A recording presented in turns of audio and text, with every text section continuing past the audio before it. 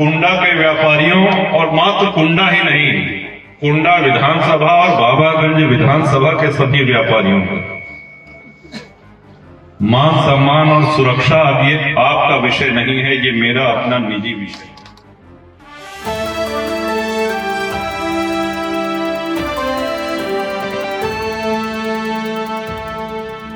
Civil मुकदमा तो बचता ही बचता है, फौजदारी भी कई बार ऐसा होता है कि होने से बच जाती है। प्रतापगढ़ के जो अधिकारी आते हैं वो ये कहते हैं कि साहब सबसे कम विवाद, सबसे कम समस्या कुंडा और बाबागंज से आती है, इसलिए कि अधिक से अधिक मामले आप स्वयं निपटा देते हैं, समाधान हो जाता है। ये तो समाज सेवा का एक प्रमुख अंग है। लेकिन लोकतंत्र है, चुनाव आया है तो अपने साथ प्रत्याशी भी लाया है। प्रत्याशी भी रंग बिरंगे। आमतौर पर होता क्या है कि जो जिस पार्टी का होता है उस पार्टी का एजेंडा, उस पार्टी की नीतियां, उस पार्टी का एक घोषणा पत्र वो जनता के बीच में रखता है कि साहब हमारी पार्टी सत्ता में आएगी, ये अमुक काम करेगी, हमारी पार्टी सत्ता में आएगी, ये करेगी, हम आते हैं तो हम फला महापुरुष के आदर्शों सिद्धांतों पे चलते हुए आगे बढ़ेंगे, उनके सपनों को साकार करेंगे। इस तरह का भाषण देना एक आम बात है। ये अलग बात है कि उसमें से कितनी चीजें पूरी होती हैं, कितनी नहीं होती हैं, लेकिन घोषणा पत्र राजनीतिक दलों में बनाए इसलिए जाते हैं कि ये हमारा एक नजरिया होता है ये बताने के लिए कि हमारे दिल में इरादे क्या हैं, हम करना क्या चाहते हैं, हम अपने दायित्व का कैसे निर्वहन करेंगे, आपने जो जिम्मेदारी हमको दी है उसको हम कैसे पूरा करेंगे। लेकिन बड़े दुर्भाग्य की बात है, एक तरफ आपने ये देखा होगा कि 93 से आज तक हमने मंच की गरिमा, भाषा की मर्यादा, अदब तहजीब को बचा करके रखा और सक्षम होते हुए भी बचा करके रखा।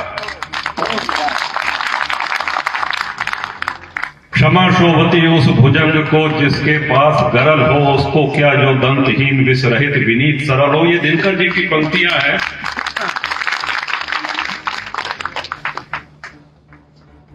लेकिन विपक्षी जो प्रत्याशी आते हैं उनके एक एजेंडा, आपके राजा भैया इतना बुरा तो ये कह डालो तो वो कह डालो तो ये कह डालो। अरे भैया हम कितने बुरे हैं कितने अच्छे हैं ये कुछ आपसे छिपा नहीं। हमारा जीवन एक खुली किताब है, हम जैसे हैं आपके सामने हैं, आपका आशीर्वाद बराबर इसीलिए मिलता रहा।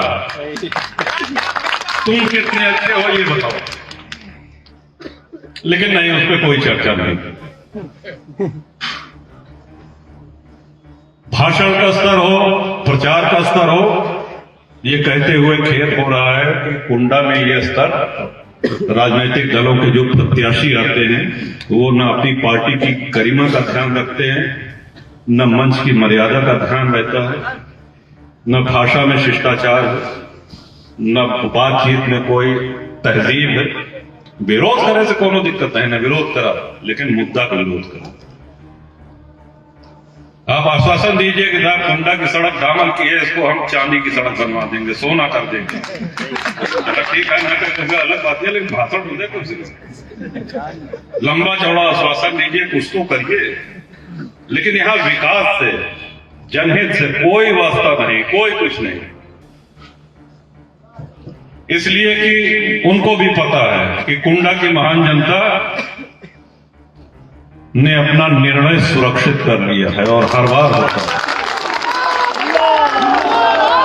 और हर बार पूरे हिंदुस्तान में, पूरे प्रदेश में, अलग अलग राज्यों में हर बार कुंडा की चर्चा होती है, आपकी बदौलत होती है। रिकॉर्ड बनता है तो आज तक कभी ऐसा नहीं हुआ है कि एक ही विधानसभा ने लगातार 6 बार प्रदेश में सबसे अधिक वोटों से जीतने का रिकॉर्ड बनाया हो। ये रिकॉर्ड आज तक ना, ये कभी नहीं हुआ। किसी एक कोनो चुनाव में क्यों ज्यादा वोट से जीत गया था, कोनो चुनाव में क्यों और ज्यादा वोट से जीत गया था। गूगल पर सारी जानकारी उपलब्ध है, उठा करके देखिए। आपने रिकॉर्ड बनाया है। पिछली बार भी एक पत्रकार महोदय आए थे, उन्होंने कहा कि साहब आप रिकॉर्ड बनाते हैं, हर बार आपका मार्जिन बढ़ जाता है, आपकी कितने से? तो हम कहे रिकॉर्ड हम नहीं बनाई, जौन बनावत हुए बैठा है उनसे पूछते हैं।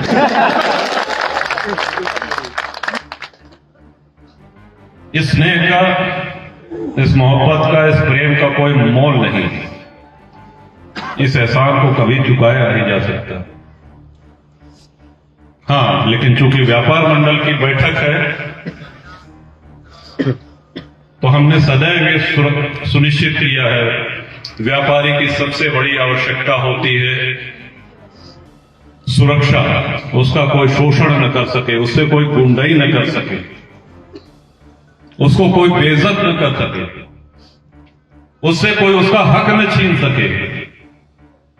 और मैं ये मानता हूं कि जब से आपने इस लायक बनाया है, कुंडा का व्यापारी सर उठा करके और सीना तान के अपना जीवन यापन कर रहा है।